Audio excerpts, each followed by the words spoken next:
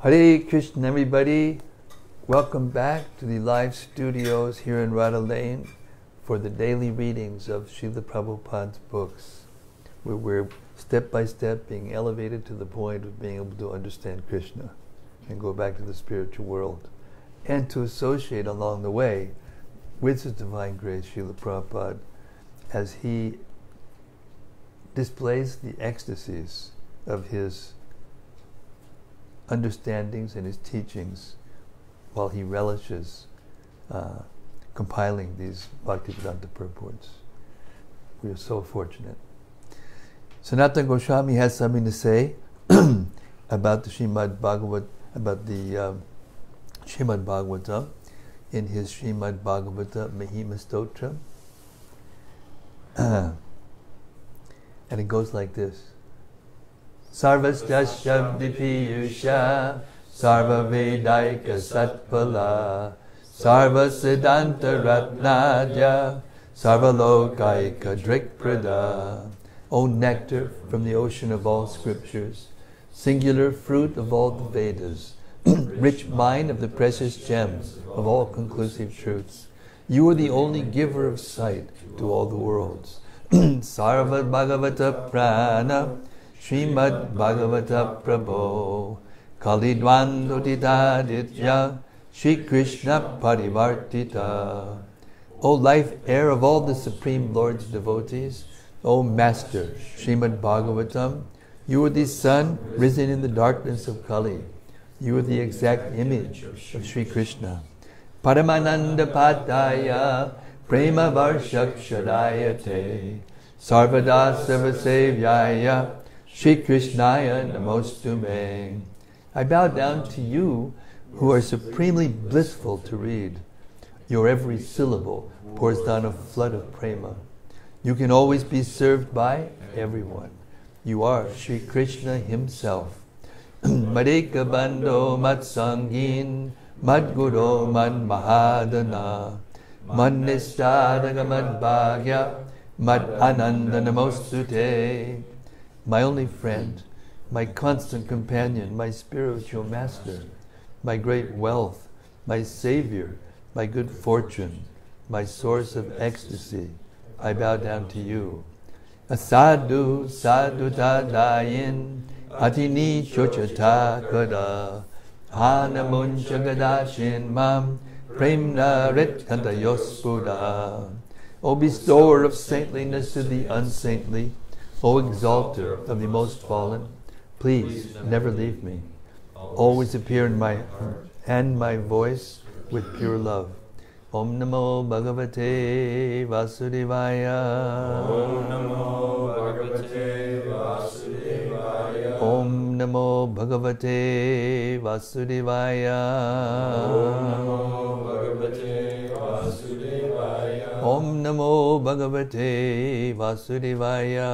Om Namo Bhagavate Vasudevaya. Okay.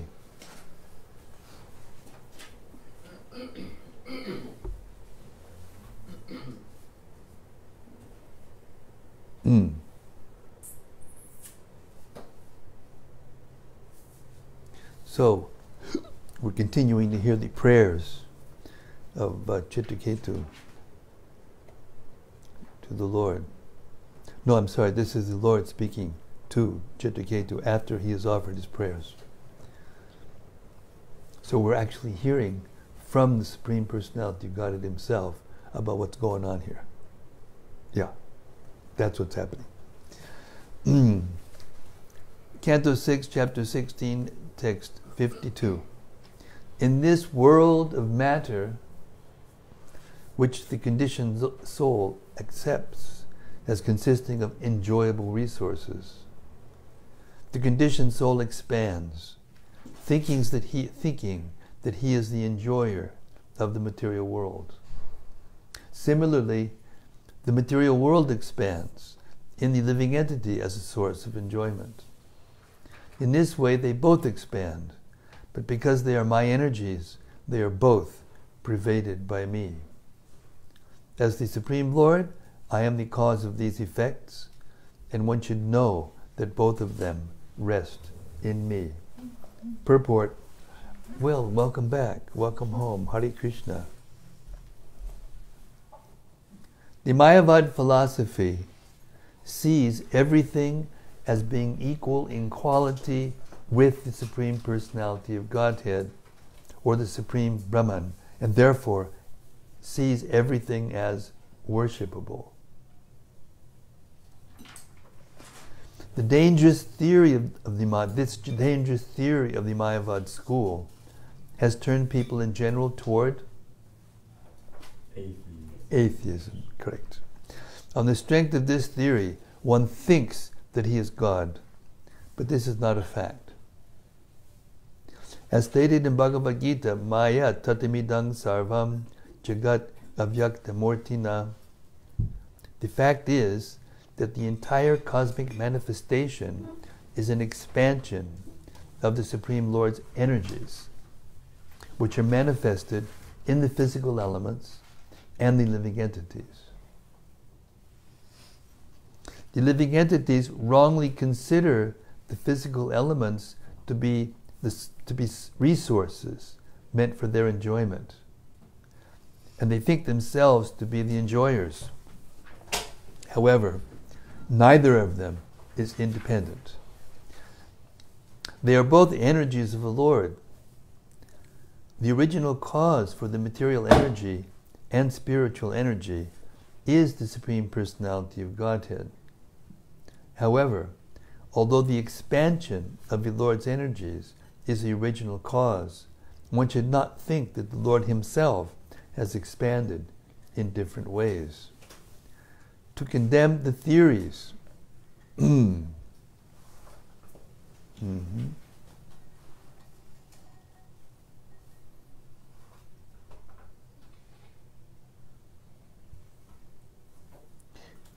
I just pushed the wrong button, forgive me. I think we read this. Yeah, I noticed that. It was the first one in the books, that's what I thought it would be.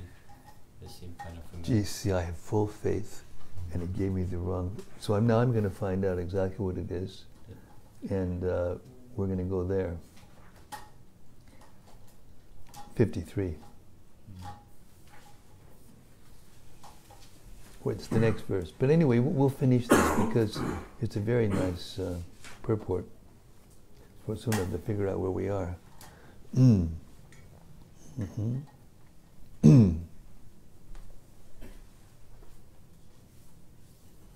living entities wrongly consider the physical elements to be resources meant for their enjoyment, and they think themselves to be the enjoyers. However, neither of them is independent. They are both energies of the Lord. The original cause for the material energy and the spiritual energy is the Supreme Personality of Godhead. However, although the expansion of the Lord's energies is the original cause, one should not think that the Lord Himself has expanded in different ways. To condemn the theories of the Mayavadis, the Lord clearly says in Bhagavad Gita, Matstani sarvabhutani nachaham te shravastitaha. All beings are in me, but I am not in them. Everything rests upon Him, and everything is but an expansion of His energies. But this does not mean that everything is as worshipable as the Lord Himself. The material energy is temporary, but the Lord is not temporary. The living entities are parts of the Lord, but they are not the Lord Himself. The living entities in this material world are not inconceivable, but the Lord is. The theory that the Lord's energies, being expansions of the Lord, are as good as the Lord is mistaken. Text 53 and 54. When a person is in deep sleep, he dreams and sees in himself many other objects, such as great mountains and rivers, or perhaps even the entire universe, although they're far away. Sometimes when one awakens from a dream, he sees that he is in a human form, lying in his bed in one place. Then he sees himself, in terms of various conditions, as belonging to a particular nationality, family, and so on. All the conditions of deep sleep, dreaming, and wakefulness are but energies of the Supreme Personality of Godhead. One should always remember the original creator of these conditions, the Supreme Lord, who is unaffected by them. Purport. None of these conditions of living entities, namely deep sleep, dreaming, and wakefulness, is substantial. They are simply displays of various phases of conditional life. There may be many mountains, rivers, trees, bees, tigers, and snakes that are situated far away, but in a dream one may imagine them to be nearby. Similarly, as one has subtle dreams at night, when the living entity is awake, he lives in gross dreams of nation, community, society, possessions, skyscrapers, bank balance, position, and honor. Under the circumstances, one should know that his position is due to his contact with the material world. One is situated in different positions, in various forms of life that are all but creations of the illusory energy, which works under the direction of the Supreme Personality of Godhead. Therefore, the Supreme Lord is the ultimate actor, and the conditioned living entity should simply remember this original actor, Sri Krishna. As living entities, we are being carried away by the waves of Prakriti, or nature, which works under the Lord's direction. Maya, yakshana prakriti, suyate, sacharacharam. Bhaktivinoda Thakur sings, Miche Mayar Vashe Yachche Beche Kacha Bahabu Dububai. Why are you being carried away by the waves of the illusory energy in various phases of dreaming and wakefulness? These are all creations of Maya. Our only duty is to remember the Supreme Director of this illusory energy, Krishna. For us to do this, the Shastra advises, Harer Nama, Harer Nama, Harer Nama Eva Kevalam. One should constantly chant the holy name of the Lord.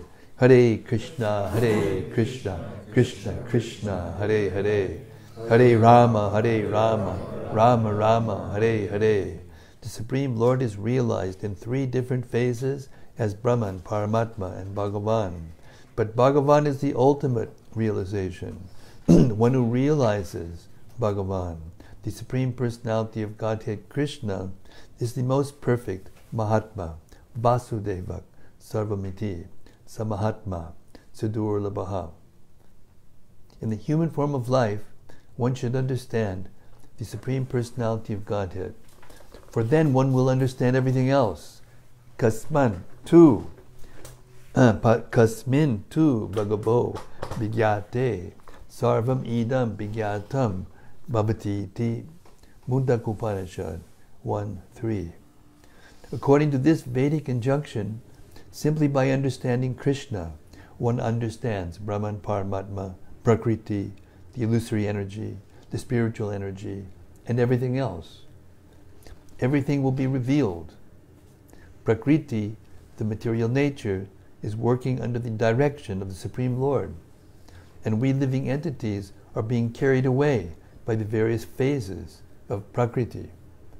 For self-realization, one should always remember Krishna. As stated in Padma Purana, Smartavyak Satatam Vishnu, we should always remember Lord Vishnu. Vismartavyo Jatujit, we should never forget the Lord. This is the perfection of life. Text 55. Know me to be the Supreme Brahman, the all-pervading Super-Soul, through whom the sleeping living entity can understand his dreaming condition and his happiness beyond the activities of the material senses. That is to say, I am the cause of the activities of the sleeping, living being. Purport. When the living entity becomes free from false ego, he understands his superior position as a spirit soul, part and parcel of the pleasury potency of the Lord. Thus, due to Brahman, even while sleeping, the living entity can enjoy. The Lord says, that Brahman, that Paramatma, and that Bhagavan are I myself. This is noted by Srila Jiva Goswami in his Krama, Sandarbha. Text 56. If one's dreams during sleep are merely subject matters witnessed by the Supersoul, how can the living entity, who is different from the Supersoul, remember the activities of dreams? I'll repeat that again. If one's dreams during sleep are merely subject matters witnessed by the Supersoul, how can the living entity, who is different from the Supersoul, remember the activities of dreams? So what's the purpose of that statement? What's the purpose of this statement? I'll read it again. If one's dreams during sleep are merely subject matters witnessed by the Supersoul, how can the living entity, who is different from the Supersoul, remember the activities of dreams? Go ahead, Doug. Go ahead. Supersoul from Krishna heart comes remembrance. It means that the Supersoul is causing us and now allowing us to be able to dream. We wouldn't be able to dream without the Supersoul, and it means that Supersoul and us are different. We must be different. I'll read it again. If one's dreams during sleep are merely subject matters witnessed by the Supersoul, how can the living entity, who is different from the Supersoul, remember the activities of dreams? So they're more than just activities being witnessed by the Supersoul. We are different from the Supersoul. Therefore we can remember them. The experiences of one person cannot be understood by another. Therefore, the knower of the facts, the living entity who inquires into the incidents manifested in dreams and wakefulness, is different from the circumstantial activities. That knowing factor is Brahman. In other words, the quality of knowing belongs to the living entities and to the Supreme Soul. Thus, the living entity can also experience the activities of dreams and wakefulness. In both stages, the knower is unchanged, but the qualitatively one. In both stages, the knower is unchanged, but is qualitatively one with the Supreme Brahman. Purport. In knowledge, the living entity is qualitatively one with the Supreme Brahman. But the quantity of the Supreme Brahman is not the same as that of the living entity, who is part of Brahman. Because the living entity is Brahman in quality, he can remember the past activities of dreams and also know the present activities of wakefulness. Text 57. When a living entity, thinking himself different from me, forgets his spiritual identity of qualitatively oneness with me in eternity, knowledge, and bliss, his material, conditional life begins. In other words, instead of identifying his interest with mine, he becomes interested in his bodily expansions, like his wife, children, and material possessions. In this way, by the influence of his actions, one body comes from another, and after one death, another death takes place. Purport. Generally, the Mayavadi philosophers, or persons influenced by Mayavadi philosophers, think themselves as good as the Supreme Personality of Godhead. This is the cause of their conditional life. As stated by the Vaishnava poet Jagadananda Pandit in his Prema Vivarta, Krishna Bahir Mokka Haya Boga Banchakare Nikatastamaya Tari Japitiya Dare. As soon as the living entity forgets his constitutional position and endeavors to become one with the Supreme, his conditional life begins. The conception that the Supreme Brahman and the living entity are equal, not only in quality but also in quantity, is the cause of conditional life. If one forgets the difference between the Supreme Lord and the living entity, his conditional life begins. Conditional life means giving up one body to accept another and undergoing death to accept death again. The Mayavadi philosopher teaches the philosophy of Tat Twamasi, saying, "You are the same as God." He forgets that Tat Twamasi applies in terms of the marginal position of the living entity, who is like sunshine. There is heat and light in the sun, and there is heat and light in the sunshine, and thus they are qualitatively one. But one should not forget that the sunshine rests on the sun. As the Lord says in Bhagavad Gita, Brahmano hi pratishtaham.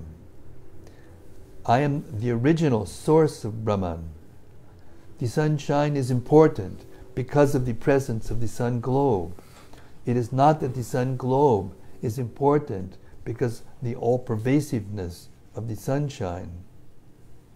Forgetfulness and misunderstanding of this fact is called Maya. Because of forgetfulness of one's constitutional position and that of the Supreme Lord, one comes into Maya or Samsara, conditional life. In this regard, Madhvacharya says, Sarva binam paratmanam vismaran sangsadet iha abhinam sangsmaram yati tamo nastyatra sangshayaha.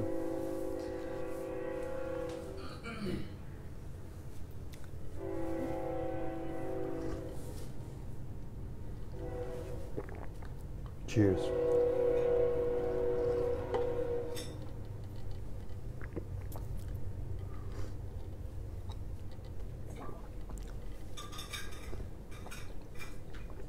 Just waiting for Maya to pass.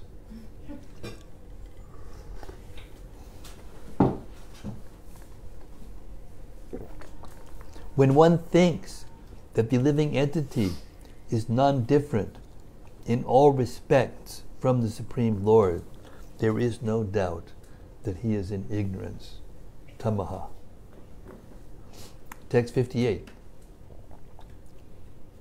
A human being can attain perfection in life by self-realization through the Vedic literature and its practical application. A human being can attain perfection in life by self-realization through the Vedic literature and its Practical application. Just checking to see if anybody's still here. Okay. Practical application. This is possible especially for a human being born in India, the land of piety. A man who obtains birth in such a convenient position but does not understand his self is unable to achieve the highest perfection, even if he is the exalted to life in the higher planetary systems. Purport. This statement is confirmed in Chaitanya Charitamrita, Adi 941. Lord Chaitanya said, Bharata Bhumite Hoila Manushya Janmajar Janma Sartaka Kari Karapara Upakar.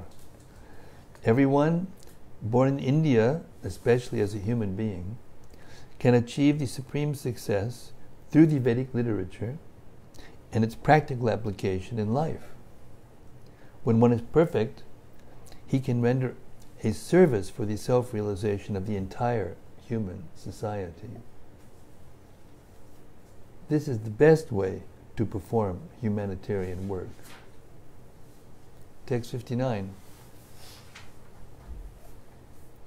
Remembering the great trouble found in the field of activities performed for fruitive results, and remembering how one receives the reverse of the results one desires, whether from material actions or from the fruitive activities recommended in the Vedic literatures, an intelligent man should cease from the desire for fruitive actions, for by such endeavors one cannot achieve the ultimate goal of life.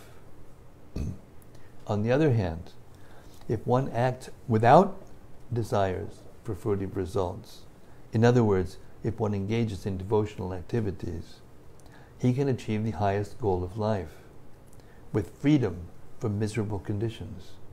Considering this, one should cease from material desires. Text 60.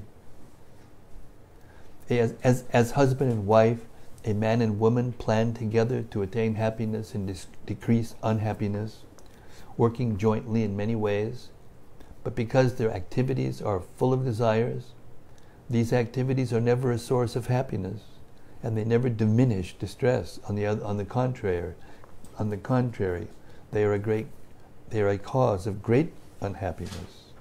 Text 61 and 62. One should understand that the activities of persons who are proud of their material existence bring only results contradictory to those such persons conceive while awake, sleeping, and deeply sleeping. I'll read that again. I muffed it. One should understand that the activities of persons who are proud of their material experience bring only results contradictory to those such persons conceive while awake, sleeping, and deeply sleeping.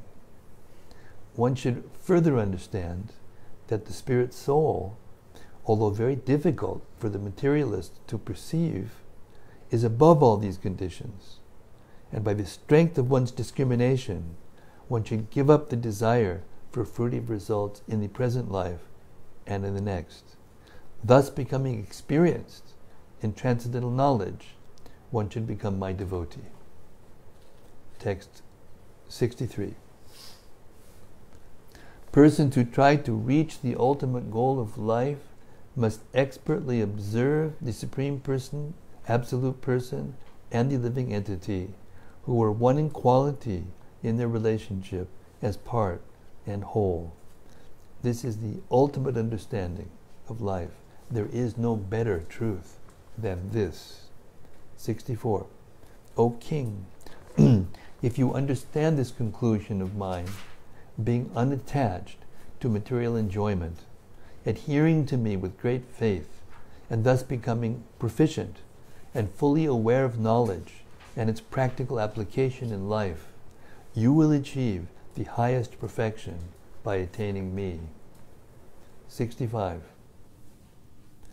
Sri Shukadeva Goswami continued, after thus instructing Citraketu and assuring him of perfection in this way, the Supreme Personality of Godhead, who is the Supreme Spiritual Master, the Supreme Soul, Sankarshan, disappeared from that place as Citraketu looked on. Thus end the Bhaktivedanta purports of the 6th canto, 16th chapter of Srimad-Bhagavatam, entitled King Citraketu Meets the Supreme Lord.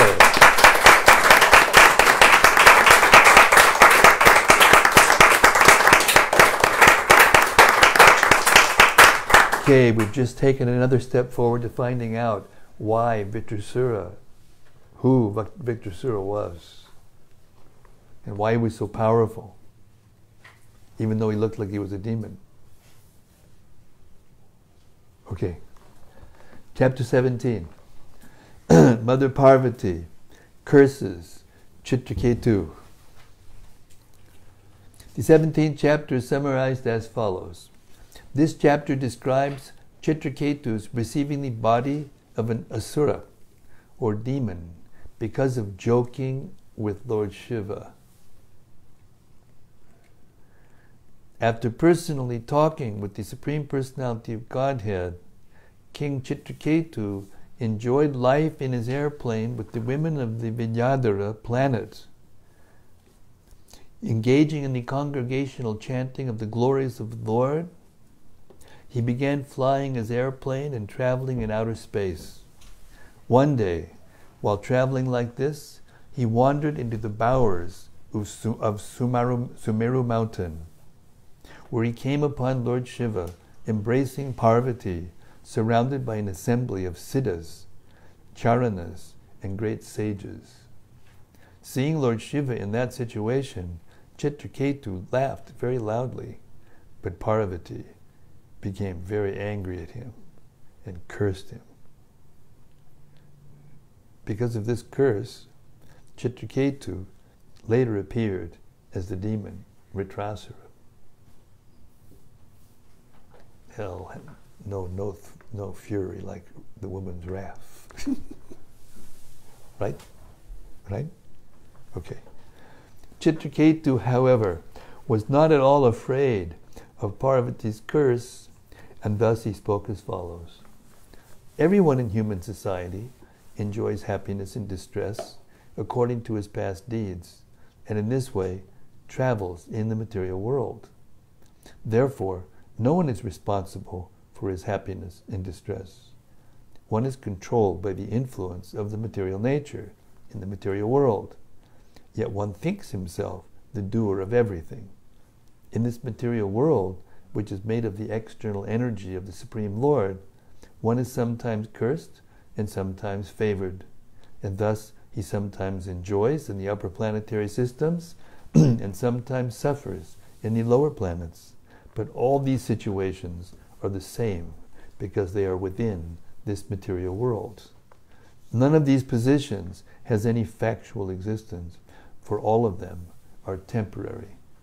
The Supreme Personality of Godhead is the ultimate controller because the material world is created, maintained, and annihilated under his control, while he nonetheless remains neutral to these different transformations of the material world in time and space. The material external energy of the Supreme Personality of Godhead is in charge of this material world. The Lord helps the world by creating situations for the living entities within it. That's his reaction. When Citraketu spoke in this way, all the members of the great assembly in which Lord Shiva and Parvati were present were astonished. Then Lord Shiva began speaking about the devotees of the Lord. A devotee is neutral in all conditions of life, whether in the heavenly planets or in hellish planets, whether liberated from the material world or conditioned by it. These are all merely dualities created by the external energy. Being influenced by the external energy, the living entity accepts a gross and subtle material body, and in this illusory position, he apparently suffers miseries, although everyone is part and parcel of the Supreme Lord. The so-called demigods consider themselves independent lords, and in this way, they are misled from understanding that all living entities are part of the Supreme. This chapter concludes by glorifying the devotee and the Supreme Personality of Godhead. Text 1. Now we'll find out the details. Srila Shukadev Goswami said, after offering obeisances to the direction in which Ananta, the Supreme Personality of Godhead, had disappeared, Citraketu began traveling in outer space as the head of the Vidyadharas. Text 2 and 3. Being praised by great sages and saints and by the inhabitants of Siddhaloka and Charanaloka, Citraketu, the most wonderful mystic yogi, wandered about enjoying life for millions of years. With bodily strength and senses free from deterioration, he traveled within the valleys of Sumeru mountain, which is the place of perfection for various kinds of mystic power. In those valleys, he enjoyed life with the women of Vidyadhara Loka by chanting the glories of the Supreme Lord, Hari. Purport. It is to be understood that Maharaj Citraketu, although surrounded by beautiful women from the Vidyadhara Loka, did not forget to glorify the Lord by chanting the holy name of the Lord. It has been proved in many places that one who is not contaminated by any material condition, who is a pure devotee, engaged in chanting the glories of the Lord, should be understood to be perfect. Text 4 and 5. One time, while King Citraketu was traveling in outer space on a brilliantly effulgent airplane given to him by Lord Vishnu, is not any ordinary guy. He saw Lord Shiva surrounded by siddhas and charanas. Lord Shiva was sitting in an assembly of great saintly persons and embracing Parvati on his lap with his arm. Citraketu laughed loudly and spoke within the hearing of Parvati. Purport. Srila Vishwanath Chakravarti Thakur says in this connection, Bhaktim bhutim harir datva Svavichchi danubhutaye devyak sapena vitratvam nitvatam swantikein yatnat nayat. The purport is that the Supreme Personality of Godhead wanted to bring Citraketu to Vaikuntha Loka as soon as possible. The Lord's plan was that Citraketu be cursed by Parvati to become Vritrasura, so that in his next life he could quickly return home, back to Godhead. There have been many instances in which a devotee, acting as a demon, has been brought to the kingdom of God by the mercy of the Lord. For Parvati to be embraced by Lord Shiva was natural in a relationship between husband and wife. This was nothing extraordinary for Citraketu to see. Nonetheless, Citraketu laughed loudly to see Lord Shiva in that situation, even though he should not have done so. Thus he was eventually cursed, and this curse was the cause of his returning home, back to Godhead.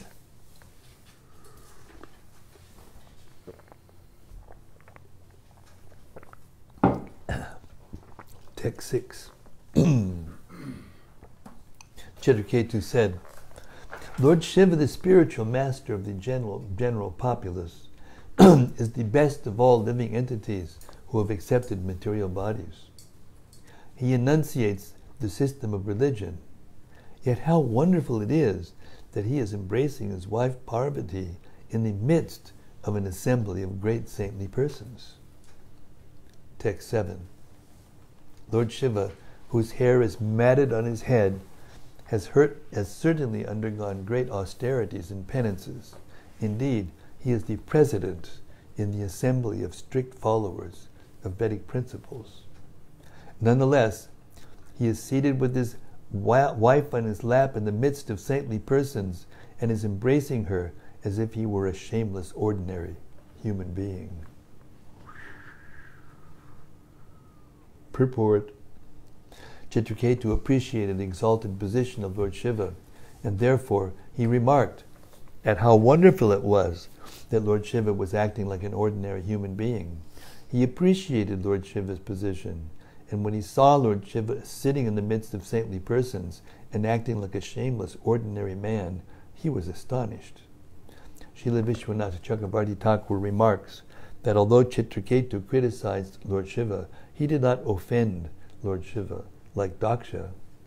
Daksha considered Lord Shiva insignificant, but Citraketu expressed his wonder at Lord Shiva's being situated in that way. He was also joking, by the way.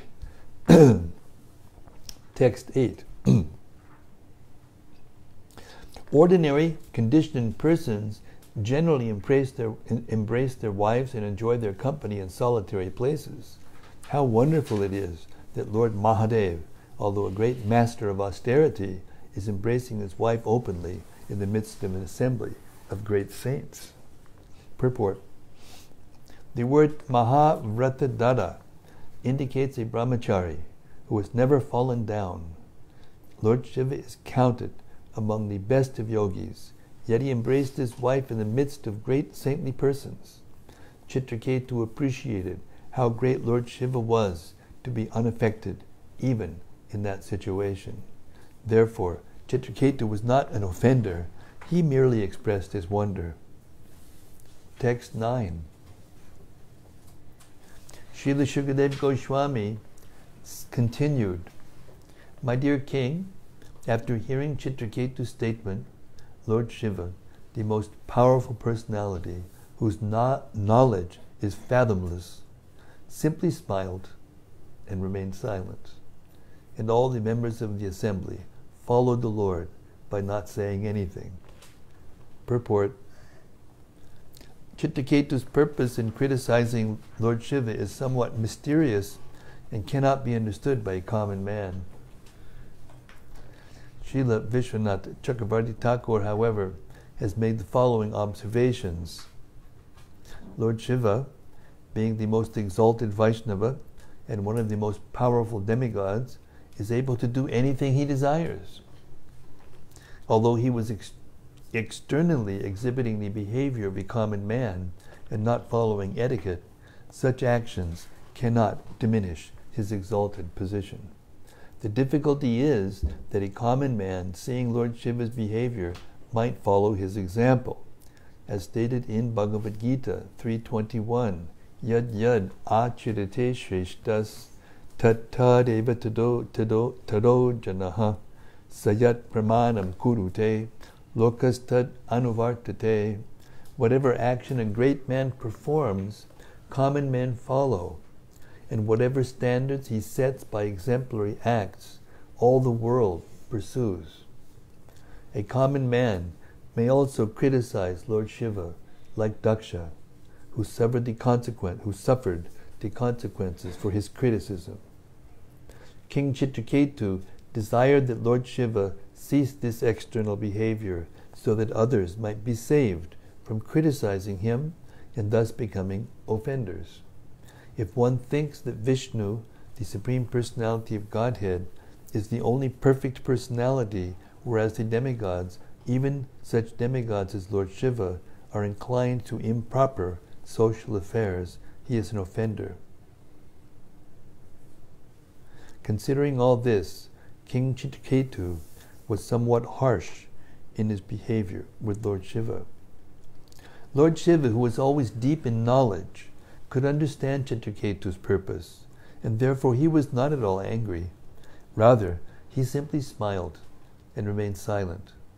The members of the assembly surrounding Lord Shiva could also understand Citraketu's purpose. Consequently, following the behavior of Lord Shiva, they did not protest. Instead, following their master, they remained silent. If the members of the assembly thought that Citraketu had blasphemed Lord Shiva, they would certainly have left at once, blocking their ears with their hands. Text 10. Not knowing the prowess of Lord Shiva and Parvati, Citraketu strongly criticized them.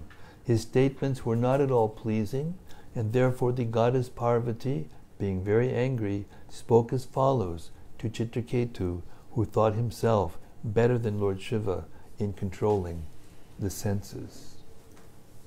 Purport. Although Citraketu never meant to insult Lord Shiva, he should not have criticized the Lord, even though the Lord was transgressing social customs. It is said, Tijiya sam na doshaya. One who is very powerful should be understood to be faultless. For example, one should not find faults with the sun, although it evaporates urine from the street. The most powerful cannot be criticized by an ordinary man, or even by a great personality. Citraketu should have known that Lord Shiva, although sitting in that way, was not to be criticized.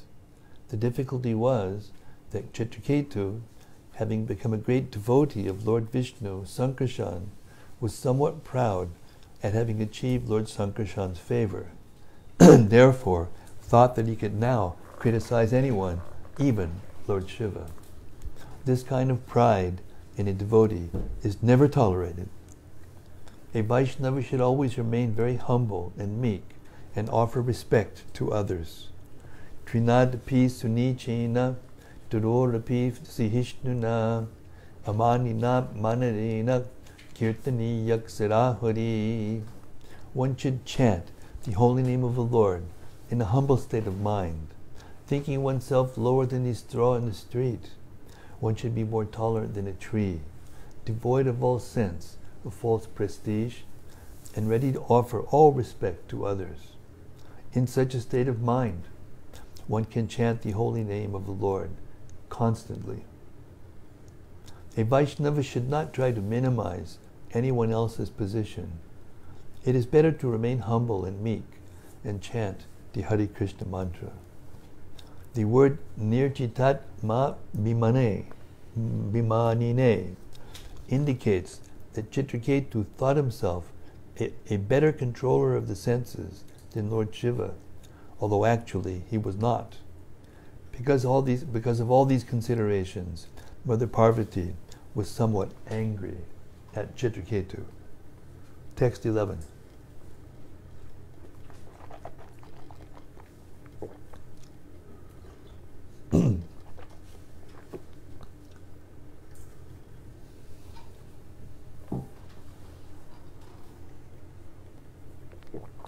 The goddess Parvati said, "Alas, has this upstart now received a post from which to punish shameless persons like us? He has been appointed ruler, carrier of the rod of punishment. Is he now the only master of everything?" Text 12. Alas, Lord Brahma, who has taken his birth from the lotus flower, does not know the principles of religion, nor do the great saints like Bhrigu and Narada, nor the 4 Kumaras headed by Sanat Kumara, Manu, and Kapila have also forgotten the religious principles. I suppose it is to be because of this that they have not tried to stop Lord Shiva from behaving improperly. All these people were around. These were the personalities who were surrounding Lord Shiva. Text 13. This Citraketu is the lowest of Kshatriyas, for he has impudently overridden Brahma and the other demigods by insulting Lord Shiva, upon whose lotus feet they always meditate. Lord Shiva is personified religion and the spiritual master of the entire world, and therefore Citraketu must be punished. Purport. All the members of the assembly were exalted brahmanas and self-realized souls, but they did not say anything about the conduct of Lord Shiva, who was embracing the goddess Parvati on his lap. Citraketu nonetheless criticized Lord Shiva, and therefore the opinion of Parvati was that he should be punished. Text 14. This person is puffed up because of his achievements, thinking, "I am the best." He does not deserve to approach the shelter of Lord Vishnu's lotus feet, which are worshipped by all saintly persons, for he is impudent, thinking himself greatly important. Purport. If a devotee thinks that he is very much advanced in devotional service, he is considered puffed up and unfit to sit beneath the shelter of the Lord's lotus feet. Again, this instruction by Lord Chaitanya is applicable. Trinadapi sunichena turodapi suhishnuna amanina manadena kirtaniyak sada hari. One should chant the holy name of the Lord in a humble state of mind, thinking oneself lower than the straw in the street. One should be more tolerant than a tree, devoid of all sense of false prestige, and ready to offer all respect to others. In such a state of mind, one can chant the holy name of the Lord constantly. Unless one is humble and meek, one cannot qualify to sit at the lotus feet of the Lord. Text 15. O impudent one, my dear son, now take birth in a low sinful family of demons, so that you will not commit such an offense again toward exalted saintly persons in this world. Purport. One should be very careful not commit offenses at the lotus feet of Vaishnavas, of whom Lord Shiva is the best. While instructing Srila Rupa Goswami, Sri Chaitanya Mahaprabhu described an offense at the lotus feet of Vaishnava as Hati Mata, a mad elephant. When a mad elephant enters a nice garden, it spoils the entire garden. Similarly, if one becomes like a mad elephant and commits offenses at the lotus feet of a Vaishnava, his entire spiritual career is halted. One should therefore be very careful not to commit offenses at the lotus feet of a Vaishnava. Mother Parvati was justified in punishing Citraketu, for Citraketu impudently criticized the Supreme Father Mahadev, who is the father of the living entities conditioned within this material world. The goddess Durga is called Mother, and Lord Shiva is called Father. A pure Vaishnava should be very careful to engage in his specific duty without criticizing others. This is the safest position. Otherwise, if one tends to criticize others, he may commit the great offense of criticizing a Vaishnava. Because Citraketu was undoubtedly a Vaishnava, he might have been surprised that Parvati had cursed him. Therefore, the goddess Parvati addressed him as Putra, or son. Everyone is the son of Mother Durga, but she is not an ordinary mother. As soon as there is a small discrepancy in a demon's behavior, Mother Durga immediately punishes the demon so that he may come to his senses. This is explained by Krishna in Bhagavad Gita 7:14. Daivi Yesha Gunamayi Mama Maya Duratyaya Mami Va Ye Prapadyante Mayametam Tarantide. This divine energy of mine, consisting of the three modes of material nature, is difficult to overcome. But those who have surrendered unto me can easily cross beyond it. To surrender to Krishna means to surrender to his devotees also. For no one can be a proper servant of Krishna unless he is a proper servant of a devotee. Chadiya Vaishnava Seva Nishtara Paye Jekeba. Without serving a servant of Krishna, one cannot be elevated to being a servant of Krishna himself. Therefore, Mother Parvati spoke to Citraketu exactly like a mother who says to her naughty child, "My dear child, I am punishing you so that you won't do anything like this again." This tendency of a mother to punish her child is found either in Mother Yashoda, who became the mother of the Supreme Personality of Godhead. Mother Yashoda punished Krishna by binding him and showing him a stick. This is the duty of a mother, to chastise her beloved son, even in the case of the Supreme Lord. It is to be understood that Mother Durga was justified in punishing Citraketu. This punishment was a boon to Citraketu, because after taking birth as the demon Vritrasura, he was promoted directly to Vaikuntha Loka.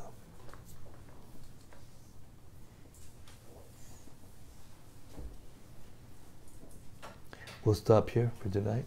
It's 6:36. It's about an hour. Fascinating pastime.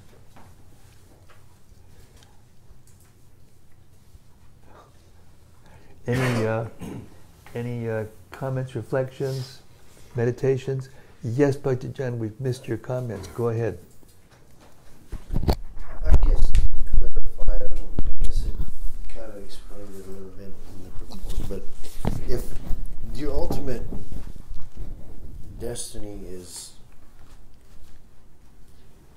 is on you, your karma, or your fruitive activities or your non-fruitive activities. How can somebody curse you and cause you to go to become a demon? Well, I guess it was his activity in the lungs. well, karma. First of all, this isn't karma. Okay. This is lila.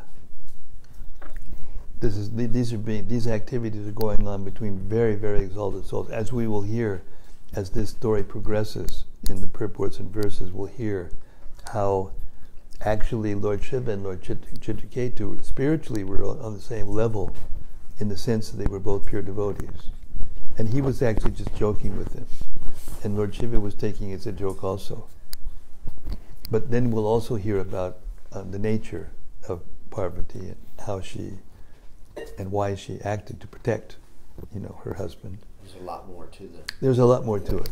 But in the other sense, just looking at it from an external point of view, the laws of action and reaction in the material world are very complex, and everything's connected with everything else.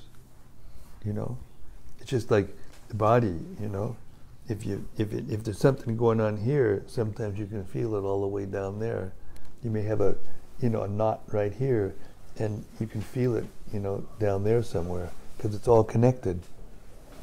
So the universe is like that. It's all connected, and everyone and everything in it is connected by all the connecting tissues, all the connecting energy. So therefore,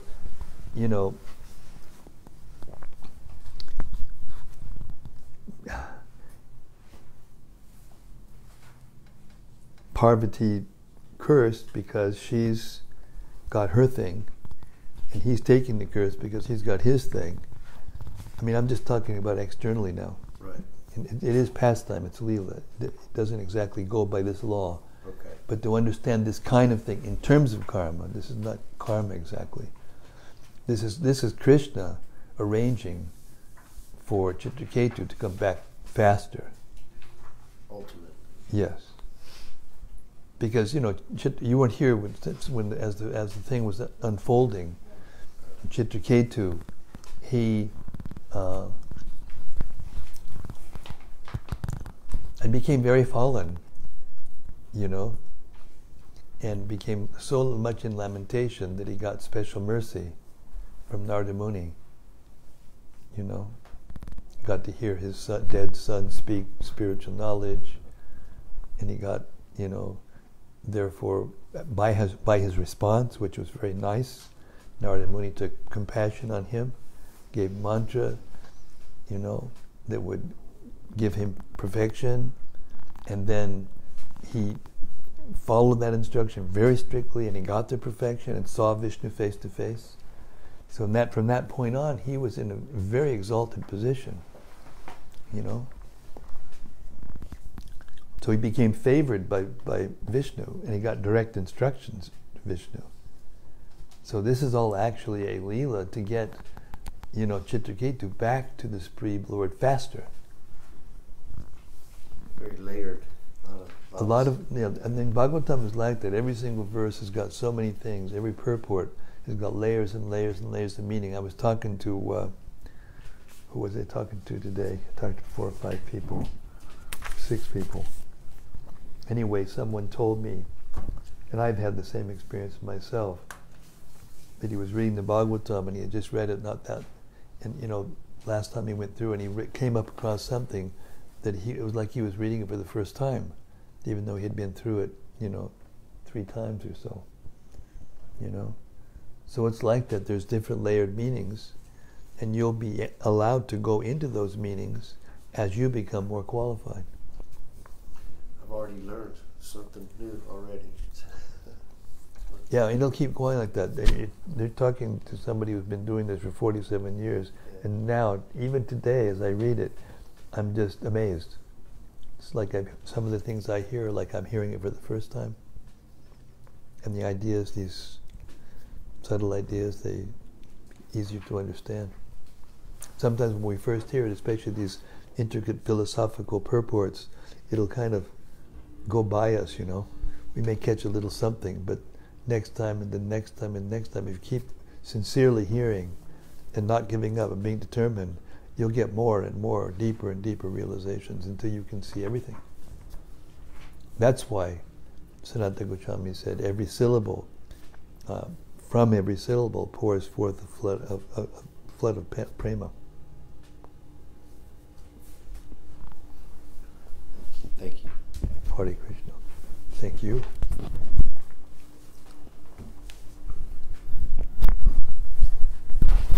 Got one here. From the cyberspace, who's asking? Vilas Manjari. Vilas Manjari, Hare Krishna, Vilas. I think it's more of a reflection. I think it's more of a reflection, but Hare Krishna Maharaj. Oh, that's what we're looking for. I'm looking for reflections, you know. Text 11 purport. A Vaishnava should not try to minimize anyone else. This is such a nice principle to remember. It is so easy to judge others and make offenses thinking that our criticism will somehow help. We think that if we criticize, it'll help the other person. Yeah. Or that we can just get things off our chest by minimizing others while they are not present. Srila Prabhupada is always reminding us how to protect our developing bhakti. Thank you. Thank you. That was lovely. Thank you. Hatimata. Got another one. Rasi Rasika. Hare Krishna Maharaj. If one devotee points out a fault in another for his benefit, but the devotee becomes offended, is that on the level of blaspheming, even if the fault was pointed out of love? Well, again, as we were talking about before, it's complicated. It's not so simple as that. Because if you instruct somebody that doesn't have the faith in you to accept it, then they may respond in the wrong way. And you may be stepping over the bounds unnecessarily.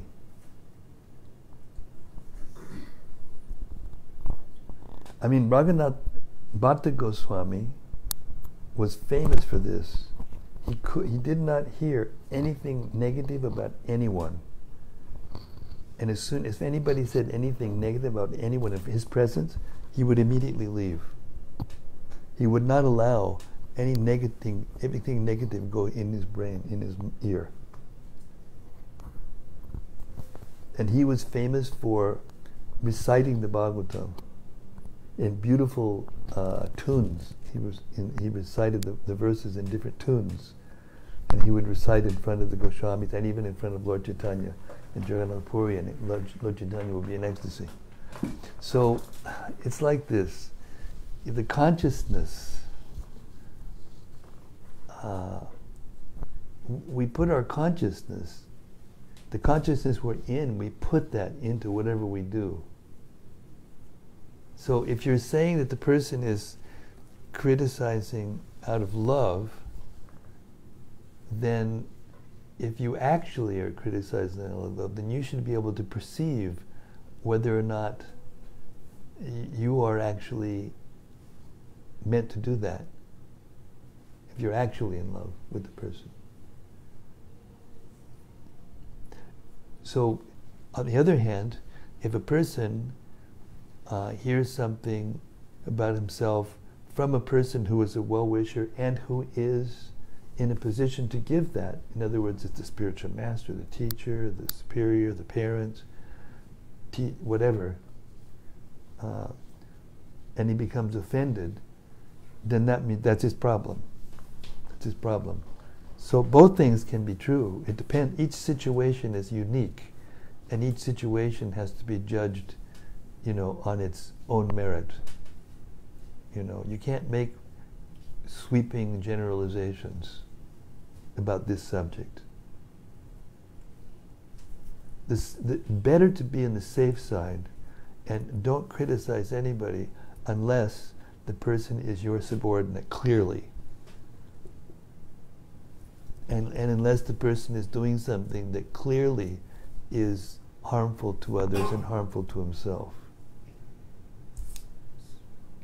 If you're criticizing something just for some incident that is trivial incident, then you're going to get in trouble for criticizing.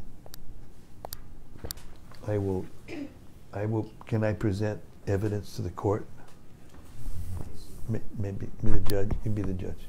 You play like you're the judge. Your Honor, may I approach the bench and offer Exhibit A? Thank you. Thank you, sir. Thank you. Don't mind if I do. All right. This is in a purport.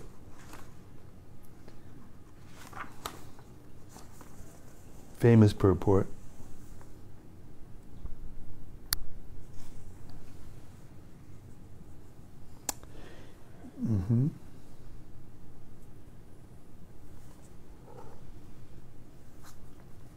The material contamination is so strong that even a yogi, fully engaged in service of the Lord, sometimes becomes ensnared.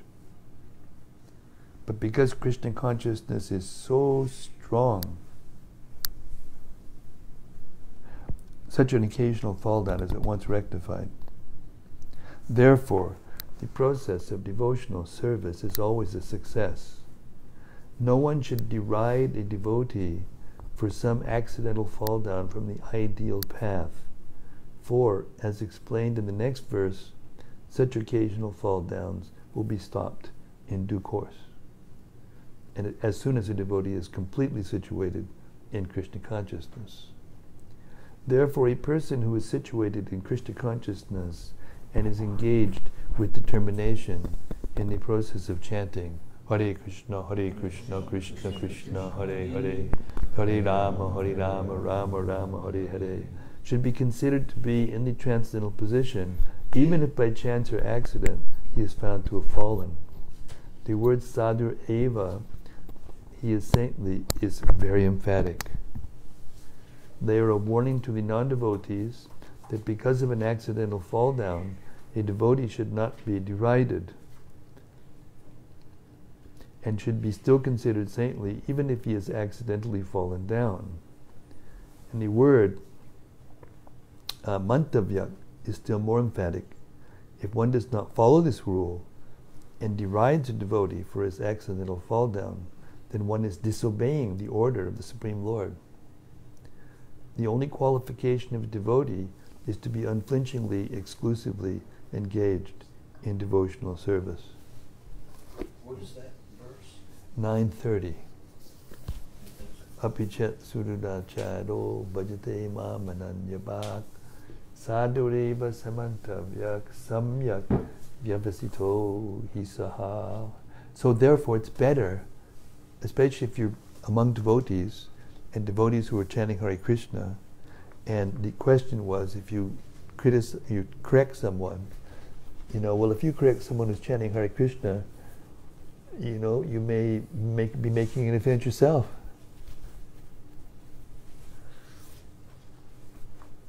So therefore, the safer part, the better part of valor, the safe thing, is not to criticize others in general.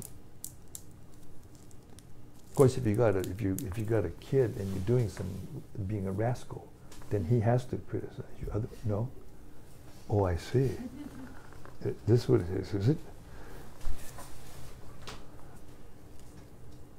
Anyway, the point is there's a very lot of variables in all these things, all these subtle variables about Vaishnava etiquette and behavior.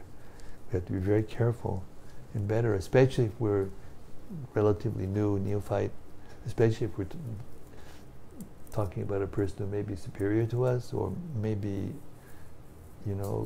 performing devotional service sincerely, then we should be very careful. Did I just muddy the water or what? No? You made it clear meaning. Okay. Phew. Hare Krishna. Okay, tomorrow I'm back at it, so I think I'll stop now. Bless me, all of you, so that I can have a nice, successful recording tomorrow morning and keep going forward. We just finished the 6th chapter of the Madhya Lila, going into the 7th chapter. Lord Chaitanya is beginning to travel through the South India, so we're working our way through the Madhya Lila at a good pace. Okay, Citraketu ki jai, Parvati ki jai, Lord Shiva ki jai, Gaur Premanandi. See you tomorrow night, same time, same place, same station. Hare Krishna. Thanks everyone for coming to this meeting. Hare Krishna.